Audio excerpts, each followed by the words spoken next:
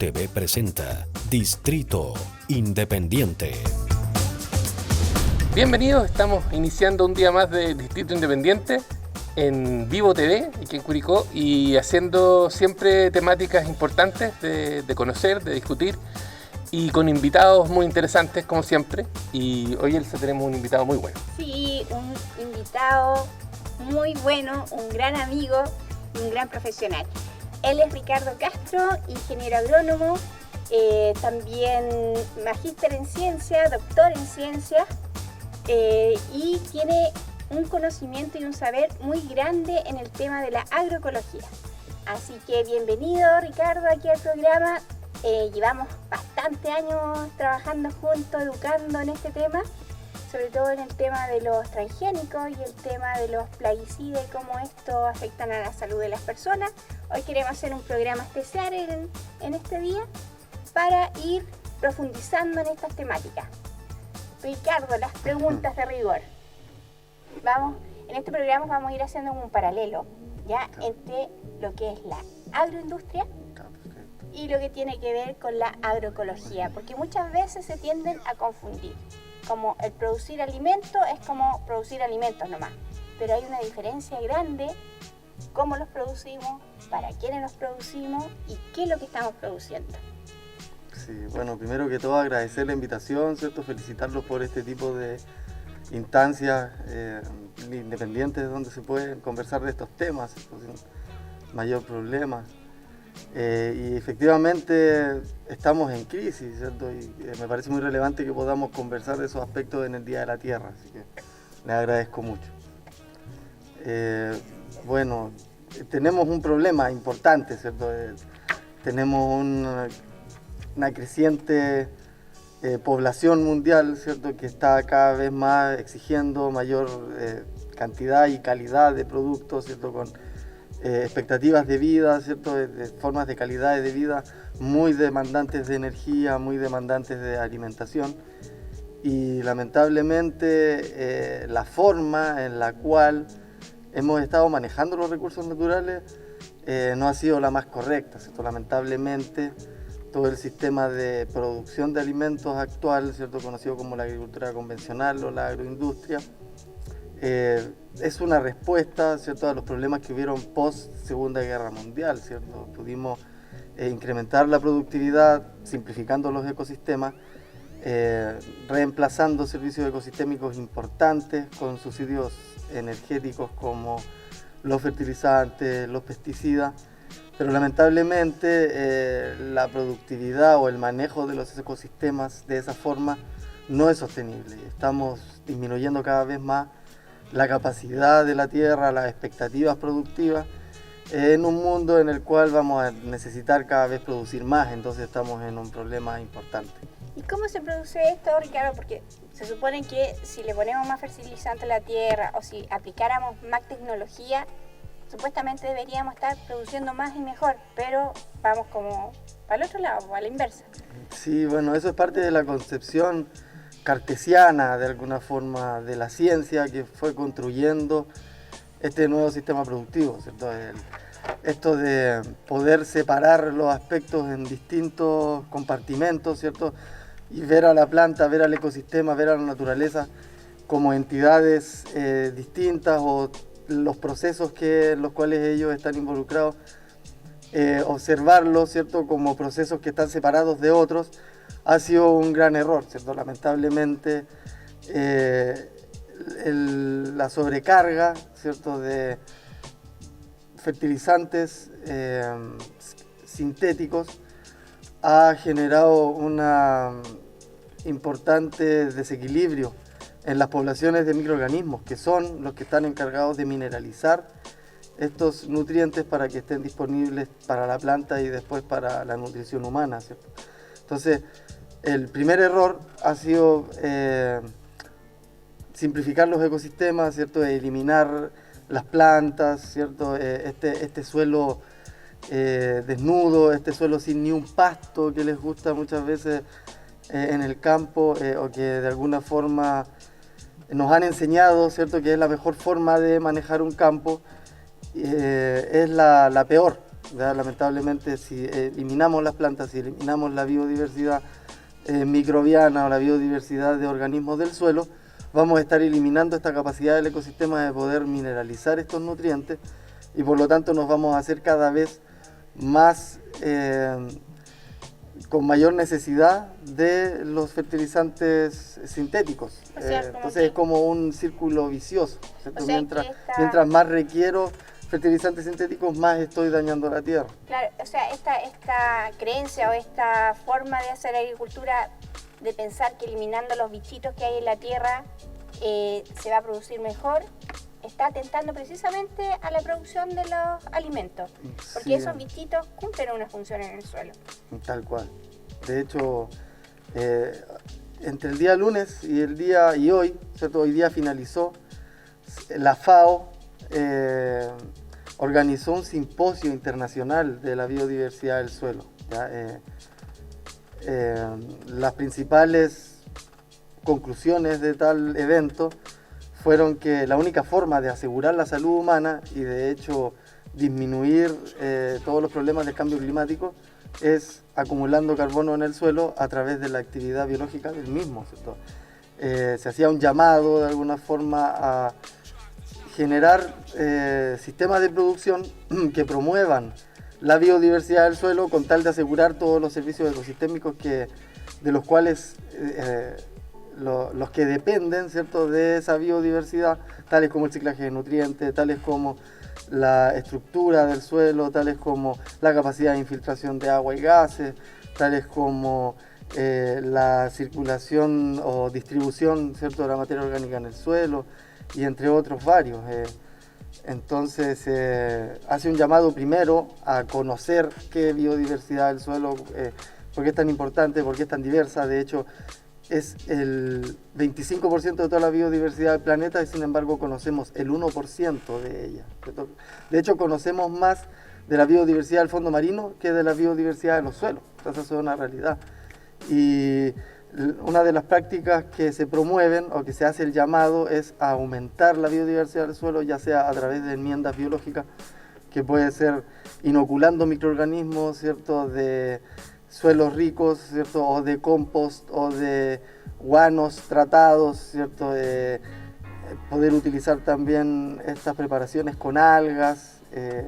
Todo ese tipo de enmiendas van a favorecer la actividad microbiológica, van a estar mejorando la absorción de carbono en el suelo y eso es bueno para todos, ¿cierto?, para la productividad agrícola, para el cambio climático, para el bienestar humano, debido a que vamos a estar alimentándonos de alimentos con mejor calidad nutricional, ¿cierto?, y con mucho menos carga de plaguicidas, que los plaguicidas son justamente venenos.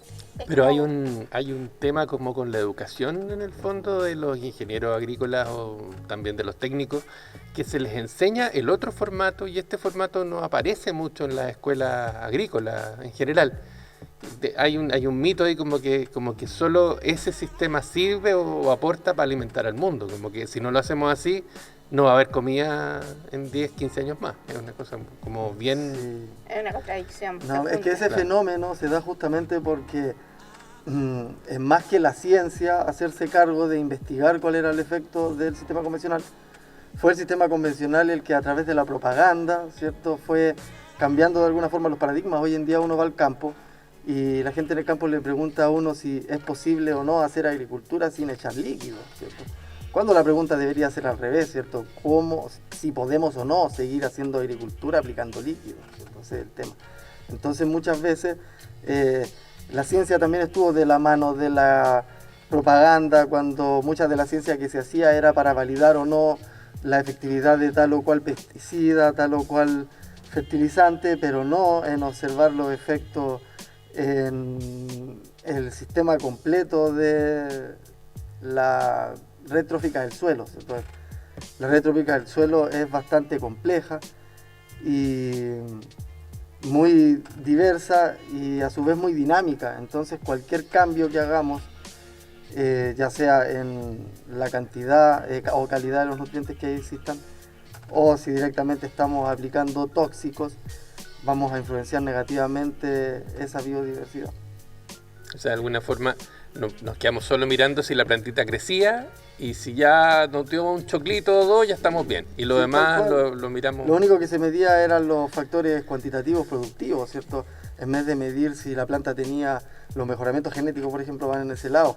El grano más grande, el que tiene mayor cantidad de almidón o de fructosa, ¿cierto? En lugar de poder llevar los mejoramientos vegetales hacia una mejor tasa de asimilación neta, ¿cierto? De repente hacer un mayor uso más efectivo del agua. Sigue siendo muy productivo, muy de kilos, muy de cantidad. Claro. ¿Pero cantidad de qué? Claro, Ese es el tema, o ¿cómo sea, es? cuando se observa el campo como una empresa que va a tener costos y beneficios, da lo mismo si empezamos a aplicar un poco más de fertilizantes químicos y al fin y al cabo este va a repercutir o no en mayor productividad. El problema es que eso a largo plazo no es sustentable, esto cada vez va a ser menos productivo o más dependiente de esos fertilizantes. Pero también baja la calidad alimenticia de ese producto, ¿no? Sí, lo que ocurre es que la nutrición tiene que ver con la relación, una relación estequiométrica que se llama, ¿cierto? Una relación proporcional que existe entre tal o cual nutriente, ¿cierto? Entonces, cuando nosotros estamos consumiendo un alimento que tiene una sobrecarga, por ejemplo, de nitrógeno o una falta muy importante de calcio alrededor del nitrógeno, vamos a observar un producto que va a tener mucha menor vida útil, mucha menor vida post cosecha, ¿cierto? Lo que va a generar pérdida y va a generar también problemas de calidad y problemas de aceptabilidad de esos alimentos. Claro, y ahí viene también todo este tema de esta concepción del mundo de pensar los alimentos solo como un producto y no entenderlo de que son la base de la sociedad, la base de la familia también. O sea, los alimentos no es solamente un producto que tú ingieres, el alimento eres tú mismo, o sea, somos lo que comemos en este momento y siempre ha sido así. Y entonces ahora a la gente le extraña de que hayan tantas enfermedades con alergia alimenticia que años atrás no existían. Claro. Y ahora hay niños pequeños que desde muy chiquitito presentan alergia a ciertos tipos de alimentos que antes esas patologías se venían a ver después de los 30 años, después de que te acumulaste una gran cantidad de años comiendo algo que te hacía mal. El tema del gluten, por ejemplo, que pasó de ser una rareza a ser común en todos lados. Y eso tiene que ver no tanto con que uno realmente sea alérgico a ese producto, sino que es a lo que va asociado al alimento, y en este caso son los plaguicidas, los pesticidas, el tipo de producción que se está haciendo para llegar a ese alimento. Pero, ¿qué alternativas hay, Ricardo, en cómo podemos dar la vuelta? O sea, claro, después de la Segunda Guerra, el mundo estuvo muy decaído, se creyó que con la tecnología íbamos a lograr la soberanía alimentaria, que nunca nadie iba a pasar hambre. Eso fue un mito, nunca fue. Los alimentos se transformaron en mercancía y como mercancía y entraron al mundo del mejor postor.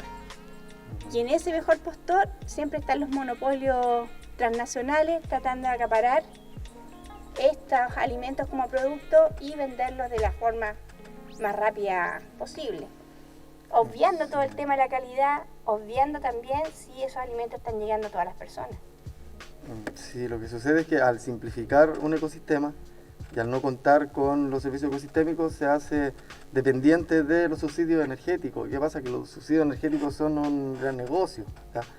Tanto los plaguicidas como los fertilizantes de alguna forma se empiezan a producir después de las guerras. Después de la Primera Guerra Mundial se empieza a producir el famoso salitre sintético, ¿cierto? Que no se creó para hacer agricultura, se creó para hacer pólvora, ¿cierto? Para hacer bombas. Y luego esas líneas de producción gigantescas que generaban, que proveían para las bombas, tenían en la agricultura un muy buen sumidero de toda su producción, ¿cierto? Entonces pudieron seguir produciendo y pudieron seguir generando muchas ganancias con eso. Y lo mismo pasó en la Segunda Guerra Mundial con la producción de veneno, ¿cierto? Si bien los plaguicidas nacen en una investigación para matar gente, porque se utilizaban insectos, fueron necesarios volver a utilizarlos justamente después de simplificar los ecosistemas y utilizar el modelo del monocultivo. Si yo en un ecosistema saco todos los seres vivos y pongo a crecer solo una planta, esa planta necesariamente es un desequilibrio energético que va a generar un nuevo nicho ecológico que se llama. Entonces, cualquier organismo que sea oportunista va a tender, ¿cierto?, a utilizar ese nicho ecológico, entonces cualquier organismo puede ser potencialmente una plaga. Entonces, el modelo del monocultivo, el modelo de la simplificación es lo que genera las plagas, ¿cierto? Y lamentablemente las soluciones agronómicas que nosotros estamos utilizando repercuten, ¿cierto?, o tienen estos efectos negativos tanto en la ciudad, o sea, tanto en la salud humana como en la salud ambiental. El camino justamente es lo contrario, ¿cierto? Si bien llegamos a este problema por desequilibrar los agroecosistemas mediante la simplificación ecológica, la única forma de volver a equilibrarlos es a través de lo que se llama la intensificación ecológica, o volver a traer la vida, y la única forma de iniciar la recuperación biológica de un suelo es a través de enmiendas biológicas en el suelo. O sea, para recuperar un ecosistema partimos por la biota en el suelo. La biota del suelo va a poder generar las condiciones de un desarrollo de un ecosistema sano. Todo lo que nosotros vemos en un ecosistema es la consecuencia de procesos que están ocurriendo primero en el suelo. ¿Pero qué es lo que dijiste? La biota. La biota, ¿qué es? La biota del suelo se divide según tamaños. Entonces tenemos lo que es la microfauna, o sea, la microflora o microbiota, que son todos los microorganismos, hongos, bacterias, ¿cierto? Algunos protozoos. Después tenemos la microfauna, que son nemátodos principalmente, ¿cierto? Enquitreidos, que son unas lombrices chiquititas. Después tenemos la mesofauna, donde hay muchos colémbolos, ácaros oribátidos, un montón de miriápodos, unos coleópteros chiquitos, son pequeñitos, esto es por tamaño. Digo, la mesofauna está entre 0,2 y 0,4 milímetros de tamaño. Ya sobre 0,4 milímetros lo que llamamos macrofauna. Ahí están los chanchitos de tierra, ahí están las lombrices de tierra. Eso es lo que ya podemos ver. Claro. Y por último, claro, aparece lo que es la megafauna, que serían animales como los topos, ¿cierto?, que viven en el suelo. Igual hay una estadística que dice que al menos el 90% de toda la biota del planeta en algún momento, o sea, sobre la Tierra, en algún momento tiene parte de su vida o parte de su etapa vital en el suelo. Entonces igual es importante. Pero eso.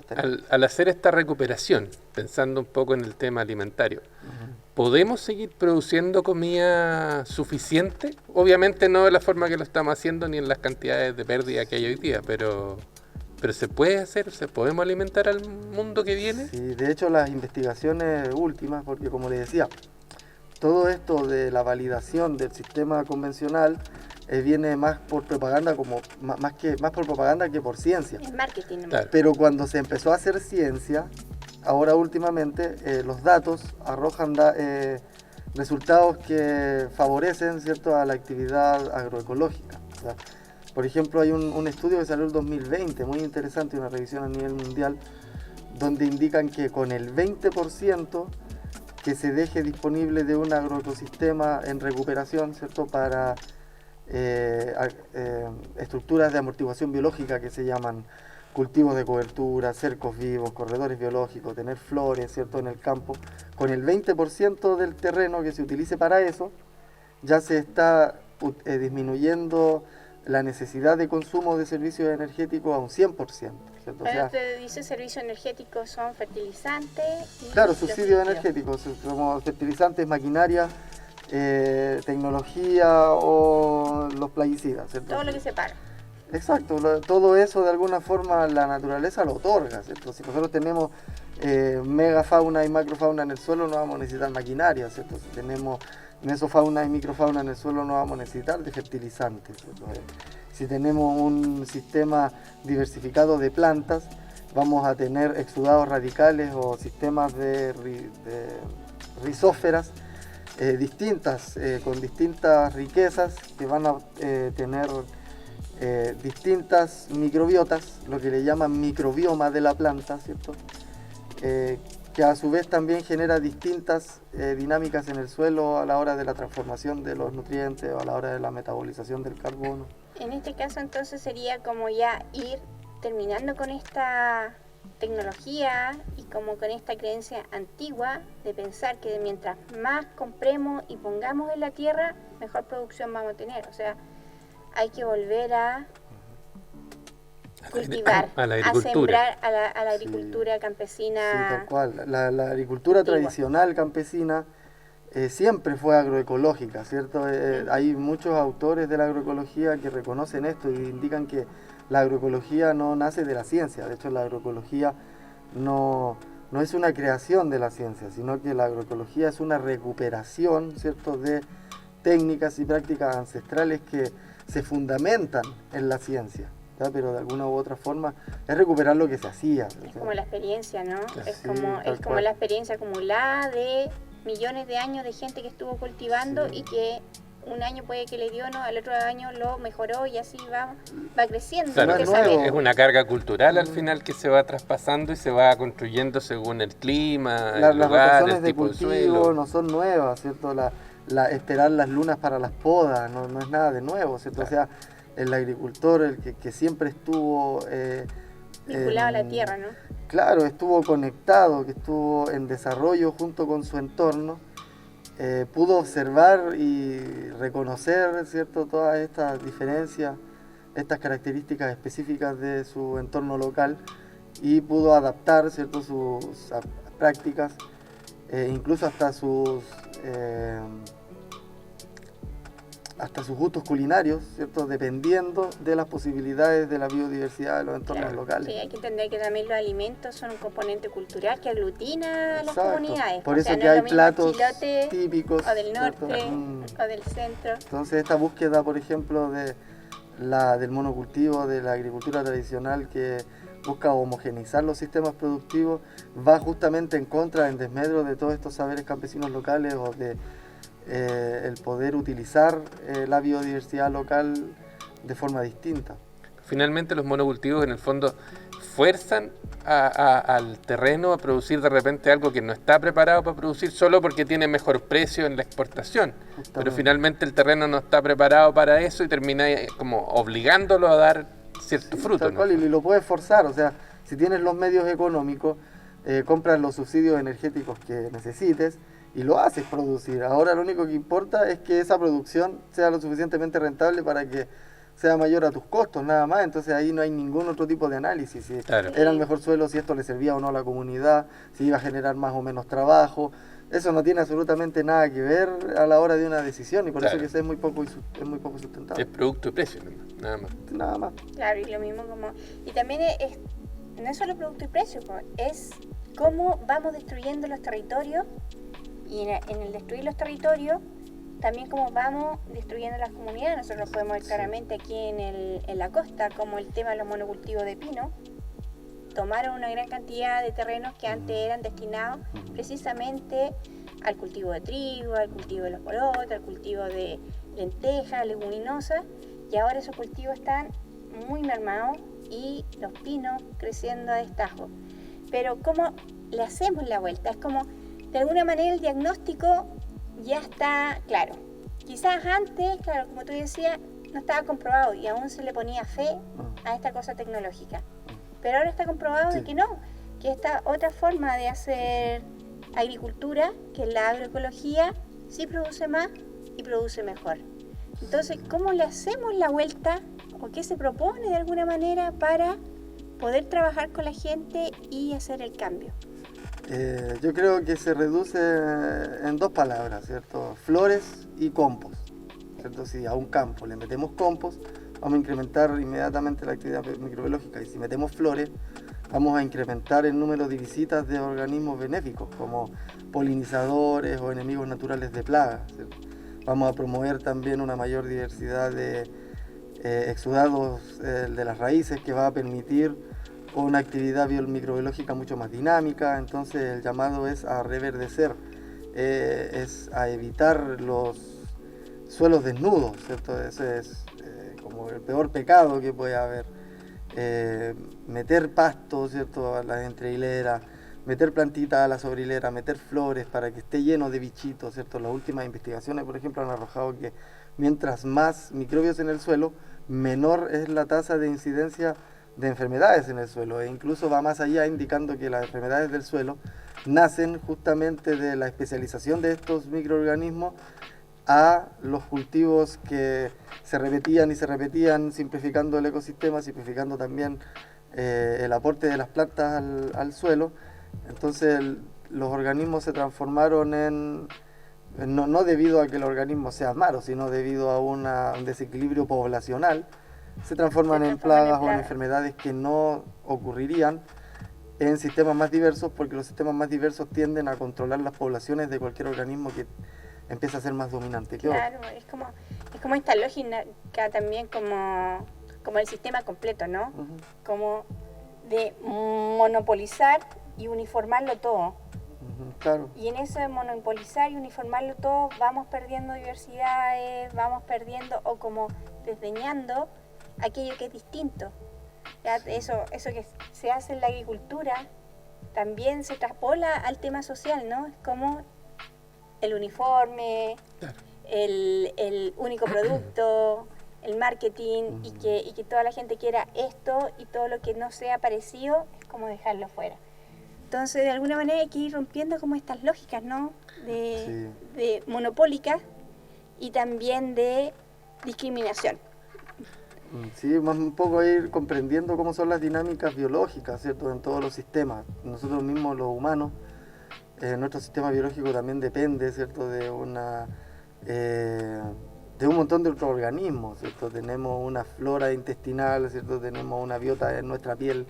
Entonces hay que entender los sistemas como sistemas integrados. Nosotros, sin nuestra biota, nuestra flora intestinal, no podríamos digerir un montón de alimentos. De hecho, el problema de la lactosa, ¿cierto? Intolerancia a la lactosa, tiene que ver justamente con que falta biodiversidad en el estómago, cuando le dicen a los niños que coma tierra, ¿cierto? Y se va a enfermar menos.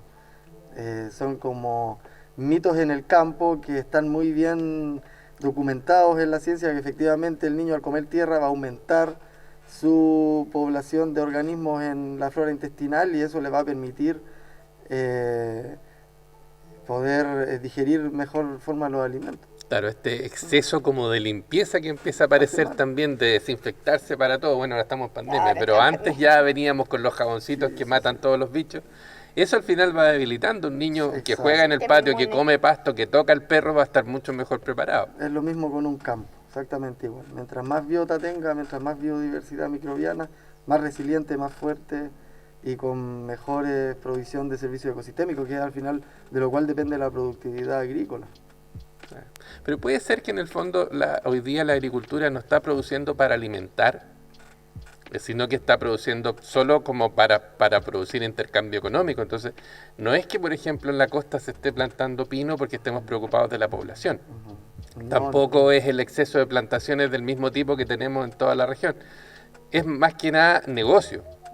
sí. Pero no hay un enfoque en alimentar. Entonces terminamos, claro, lo que pasó, por ejemplo, con las cocinas del año pasado, que terminamos trayendo legumbres de afuera porque acá no habían. ¿Y eso es por qué? Porque no se están plantando para comer, se está plantando para vender, producir, fabricar Para el algún mercado, producto. claro, al final Claro. los alimentos son para el mercado, no para el consumo humano de la población. Ese es el gran problema de por qué atenta contra la soberanía alimentaria. Si al fin y al cabo no estamos produciendo manzanas para alimentar a los niños chilenos, ¿cierto? Estamos generando productos de primera calidad para exportación, ¿cierto?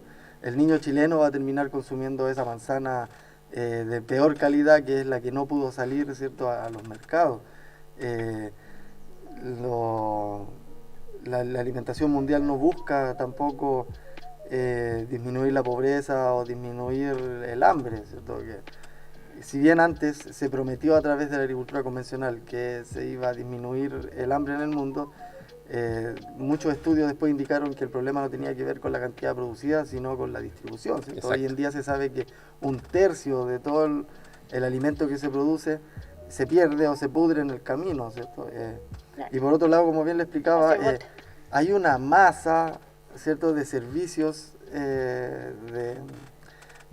de venta, ¿cierto?, de subsidios energéticos muy grande a nivel mundial. Entonces, si manejamos los campos de forma convencional, estos campos necesariamente van a ser dependientes de consumir estos productos, y eso le hace muy bien a un conglomerado económico que podemos llamar tranquilamente mafia petroquímica, ¿cierto? Que maneja un montón de cosas. O sea, primero nos alimentan con veneno, ¿cierto? Luego producen semillas que requieren, ¿cierto?, este paquete tecnológico de veneno. Ahí está el problema de los transgénicos. Y luego después nos venden con altos precios, ¿cierto?, con mucho royalty, los remedios que vamos a necesitar después de intoxicarnos, ¿cierto? Claro. Entonces, es como un muy gran negocio para ellos. Es como son las mismas, como las cuerdas de una misma trenza, ¿no? Que Tal se cual, van ahí claro. enrollando. Tal cual, el que nos vende la semilla nos obliga a comprar tal o cual pesticida y después nos va a vender el remedio cuando nos enfermemos por utilizar ese Claro, es pesticida. como Esa es nuestra un realidad. ciclo negro así de Entonces yo lo digo de con abuso. mucha responsabilidad, o sea, creo que lo único que sostiene el sistema es la presión, ¿cierto?, de estos grupos económicos por sostener su negocio, absolutamente nada más. De hecho, desde el 2018, que fue declarado el Año Internacional del Suelo, la FAO hace un llamado a los sistemas agroecológicos. Y créanme ustedes, los primeros que estaban sentándose en la mesa a negociar eran justamente estos mismos grupos que nos llenan de veneno. Cuando hablamos de estos grupos nos referimos precisamente a las grandes semilleras, ¿no? Sí, semilleras y productoras de agroinsumos, ¿cierto? Como Bayer Crop Science, ¿cierto? DuPont, ¿cierto? Como los más importantes.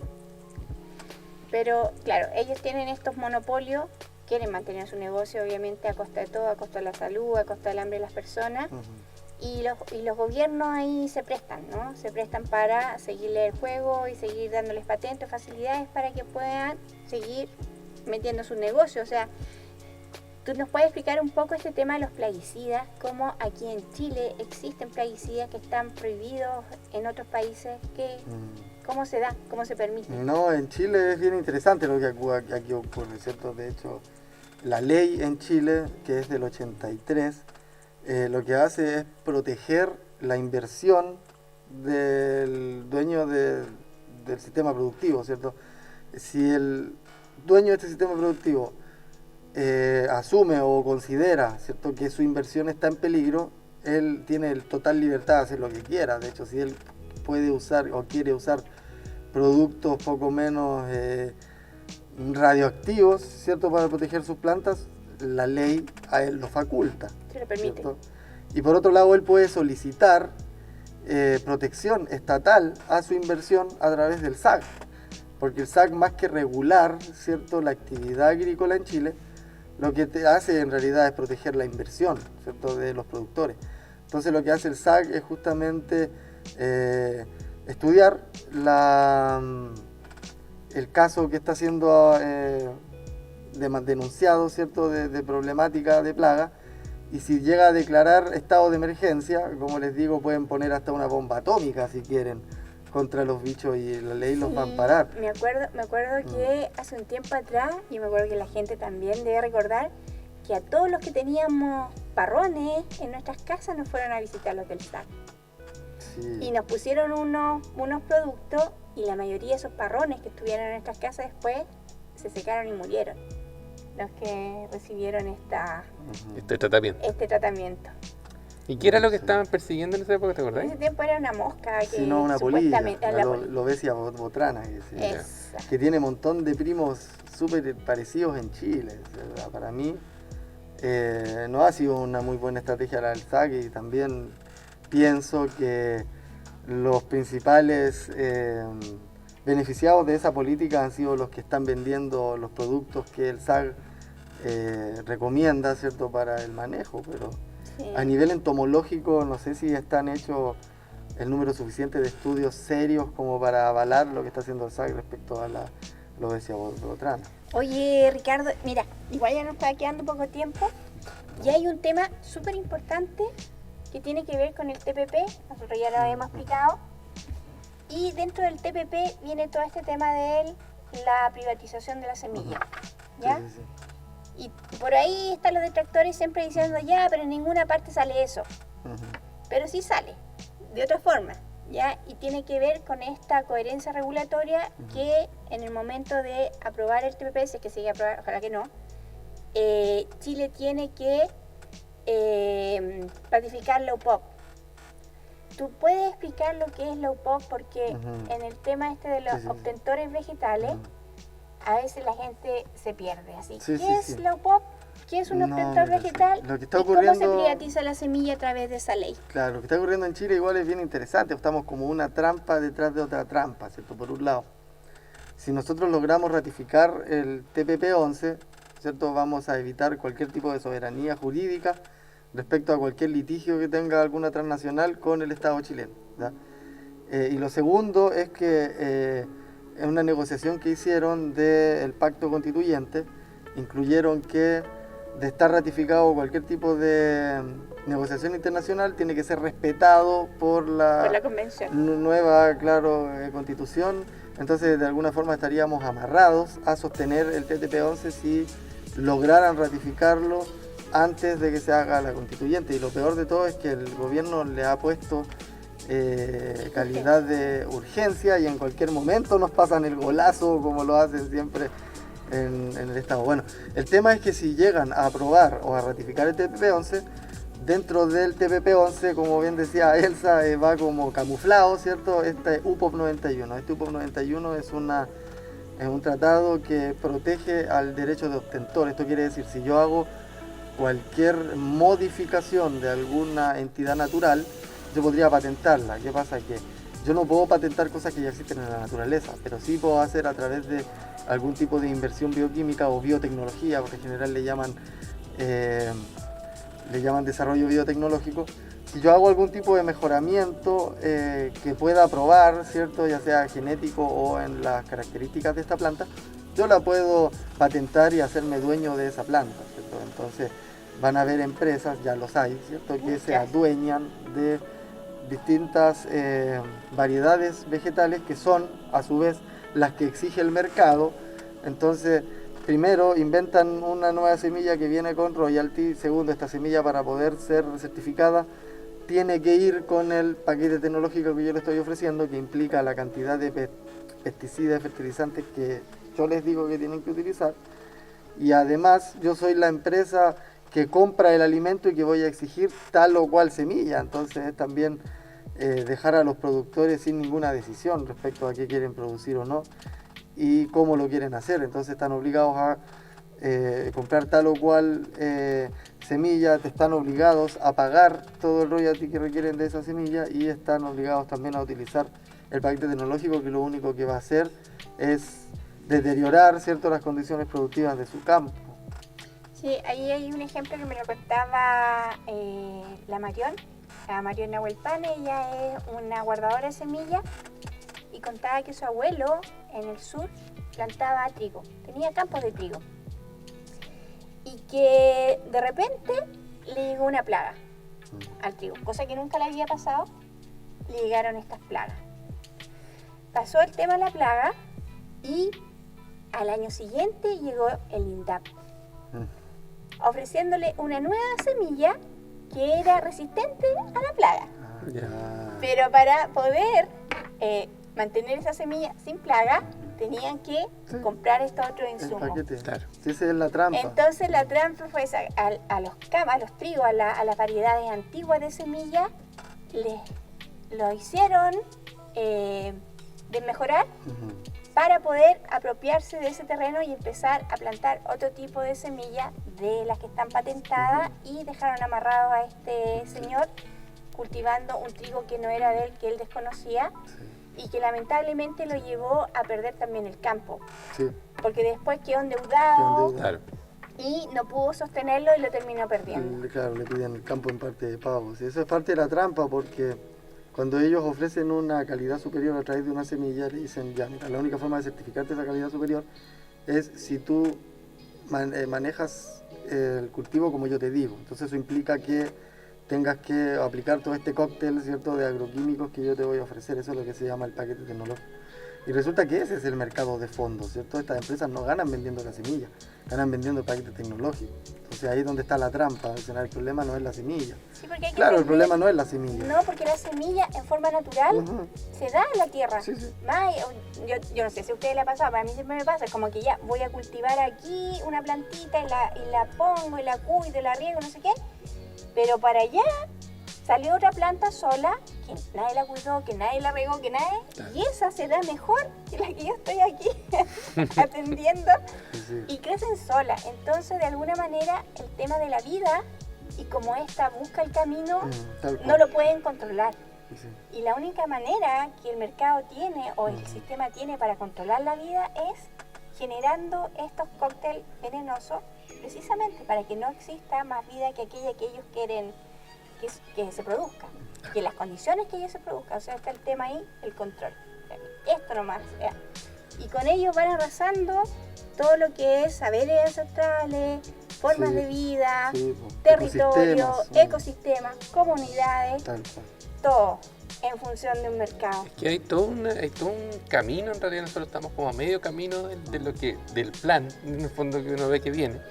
Y por ejemplo está el tema de las podas, ¿no? Que uno las mira como algo cuidadoso, que hay que saber qué cortar, dónde cortar para que el arbolito tenga más carga y cuáles son las ramas que vale la pena cortar o no. Y es un proceso como cariñoso en la agricultura normal, digamos. Pero hoy vienen planes de poda en huertos, digamos, frutales, en que pasa una máquina con una sierra gigante y deja los árboles pelados, se demora 5 minutos y ocupa una persona. Sí, tal Y cual. luego cuando viene la cosecha, es lo mismo, máquinas con una persona recogiéndola y que están pensadas para ser computarizadas de aquí a 20 años más, donde la cual. máquina va a reconocer la fruta y la va a recoger sola. Entonces no es solo el tema de la comida, es todo lo que la agricultura hoy es, que deja de ser y se automatiza, y desaparecen las personas del campo. Y en el fondo se va a deshabitar también el terreno rural en este plan. Claro, y de alguna manera el que controla la comida controla el mundo, ¿no? Sí, Claro. ese es el tema. Entonces, ¿tú cómo ves ese desarrollo? ¿Cómo estamos parados hoy día para ¿Cómo lo enfrentar aquello? enfrentamos? Si ya sabemos para dónde va, ¿cómo le damos la vuelta? ¿Cómo logramos hacer que todo esto que vemos que viene no sea en realidad? Yo creo que primero empoderar al pueblo del territorio, ¿cierto? Asumir esa imperante necesidad, ¿cierto?, de utilizar los territorios y que no puedan estar tan concentrados, ¿cierto? Eso de que la terratenencia o de que la propiedad privada es algo sacrosanto, no es tan así, ¿cierto? En un montón de países desarrollados, ¿cierto?, por el bien del desarrollo, de alguna forma estas cosas se pueden equilibrar. Entonces eso sería lo primero. Y lo segundo, el sistema de manejo de los agroecosistemas, ¿cierto? El cambio de paradigma en el manejo de los agroecosistemas. Si nosotros cambiamos el diseño y el manejo de los agroecosistemas, vamos a permitir una producción mayor, de mejor calidad y mucho más sustentable con el entorno y con las personas que allí habitan. Hay aquí, por ejemplo, en esta zona que es netamente agrícola y que de alguna manera absorbe una gran cantidad de mano de obra de temporada y que la gente es la única instancia que tiene para producir dinero, como para sustentarse durante el año. ¿Cómo podemos hacer una vuelta si está tan consolidada, instalada? ¿Qué alternativa en realidad podríamos dar? Porque tampoco es así como hacerle la guerra a la agroindustria, que es la que genera de alguna manera el empleo acá, sin que la gente tenga que pagar nuevamente los costos de este cambio. ¿Cómo le podríamos hacer para que también las personas puedan ir haciendo esta transición de lo que hay, que es dañino para el medio ambiente, dañino para la salud y solamente beneficia al mercado, a una agricultura y a un territorio donde la agroecología pueda también ser sustentable y que también permita el trabajo de las personas? ¿Qué habría que hacer por ahí? Como la tierra ya está mira, yo creo que... tomada, el agua está tomada, Claro, eso la mismo te semilla está decía. tomada, está como... Yo creo que en Chile tenemos un problema interno que nos tiene estancados, ¿cierto? Ya el problema social es transversal. Ya sabemos que no podemos contar con nuestras autoridades para hacer una transformación hacia lo que tú indicas, pero para nuestra suerte, que es cierto que yo no sé si es bueno o malo, Chile, como es un país exportador, ¿cierto?, está sometido a quienes le compran. Entonces, de alguna u otra forma, como Chile está vendiendo mucho a Europa y Europa se está volviendo cada vez más quisquilloso y exigente, ¿cierto?, de la calidad de los productos que está exportando, como efecto colateral positivo, ¿cierto?, para los chilenos, es que se están utilizando un poquito más regulados los plaguicidas, ¿cierto? No porque los productores quieran producir menos tóxicos o porque las políticas públicas hacia allá nos lleven, ¿cierto? Sino única y exclusivamente como respuesta a que los mercados están exigiendo productos más limpios. Entonces, en ese sentido, no es que sea muy positivista, pero creo que es la única opción que tenemos hoy en día, tener un poco de confianza en las exigencias de los mercados internacionales que van a terminar regulando sí o sí los sistemas productivos. O sea, ya desde el 2015 existe una ley para regular la aplicación de plaguicidas terrestres y eso es gracias a que Chile pertenece a la OCDE, ¿cierto? Desde que Chile entró a la OCDE vinieron, ¿cierto?, estas presiones internacionales de decirle a Chile, bueno, si tú quieres ser de la OCDE, tienes que regular en este tema, ¿cierto? Entonces ahí nace esta ley.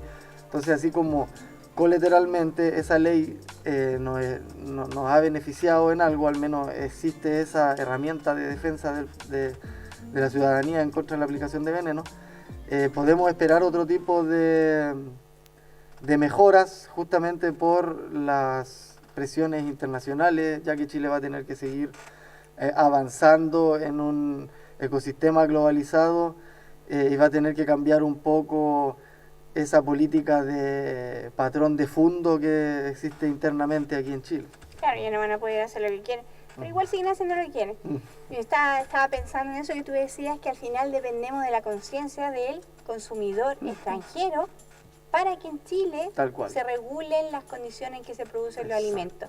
Estaba pensando en Rodrigo Mundaca, precisamente, que él con el tema de las paltas y su territorio que se quedaron sin agua, tuvo que ir a Europa.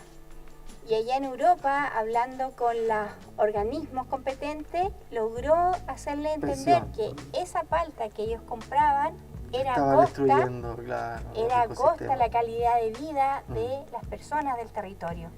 Y ahí se hizo este tema como del bloqueo allá en Europa para el consumo de las paltas. Así tal cual funciona. Hubo un periodo en que teníamos las paltas súper baratas aquí en Chile, precisamente por eso, porque no las estaban recibiendo.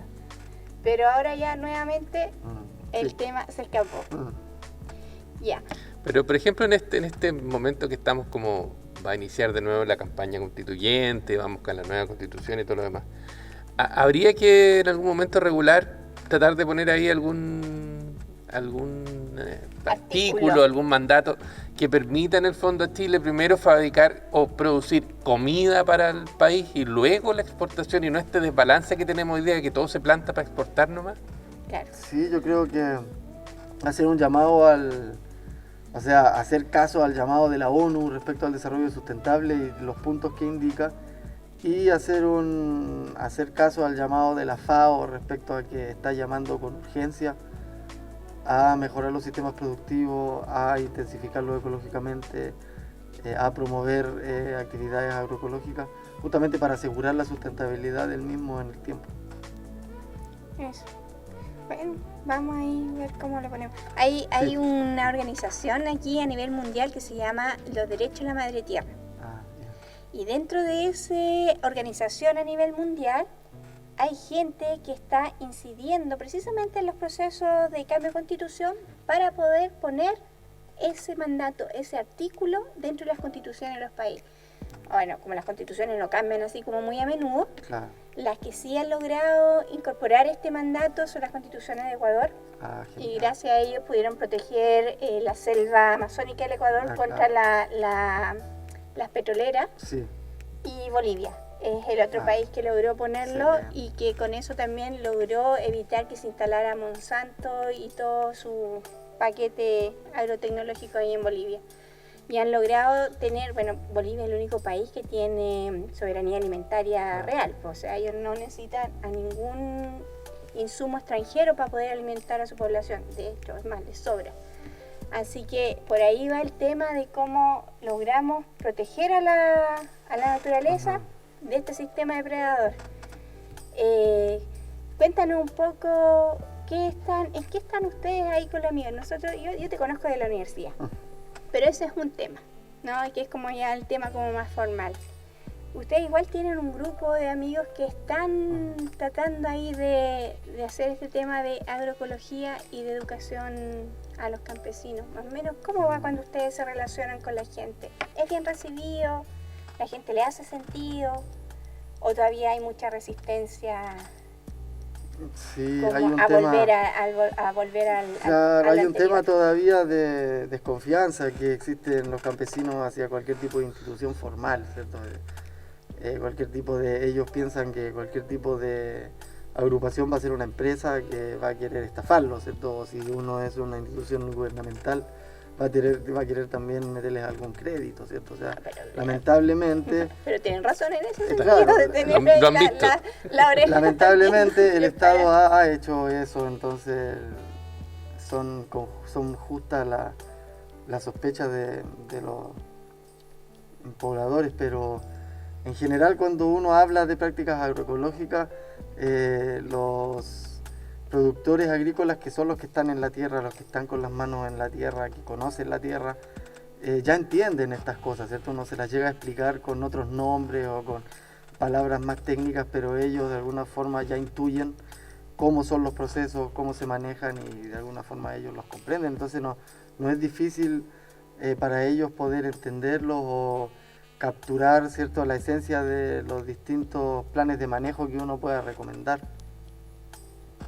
Así que bien en ese sentido.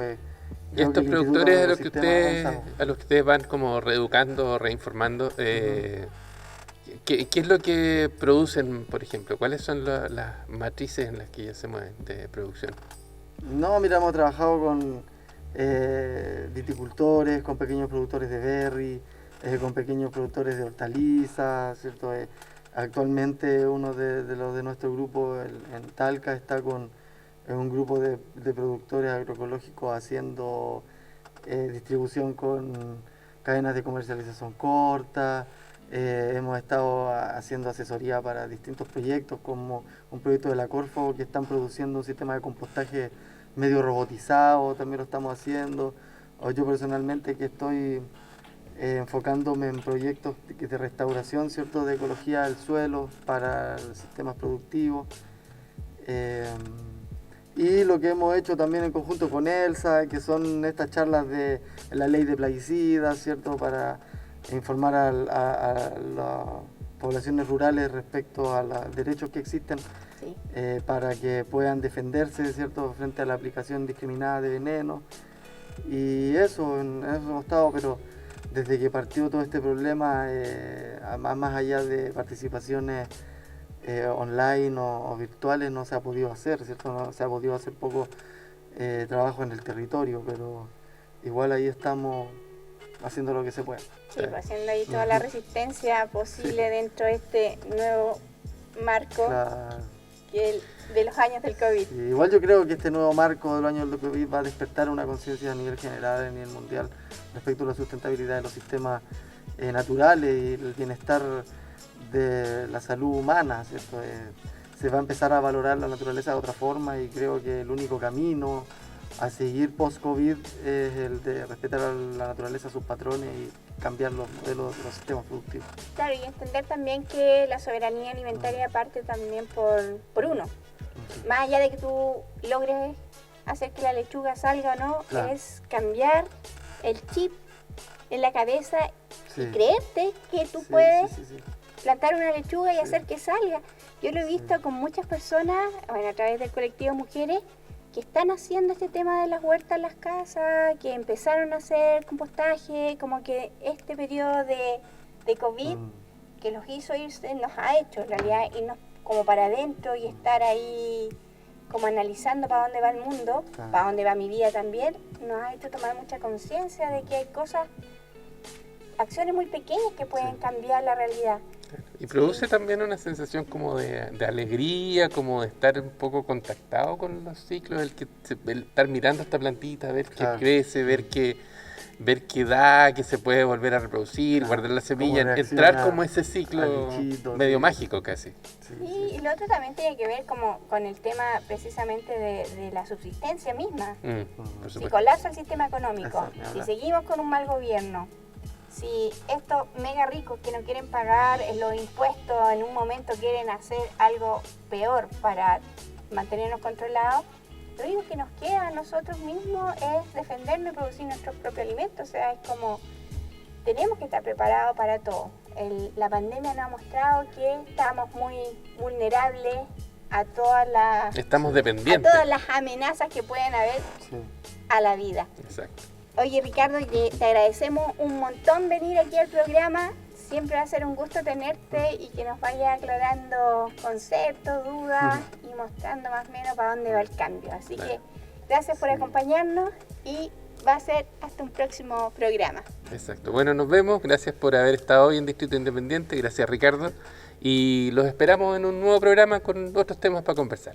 Gracias. Nos Adiós. vemos. Chao, chao.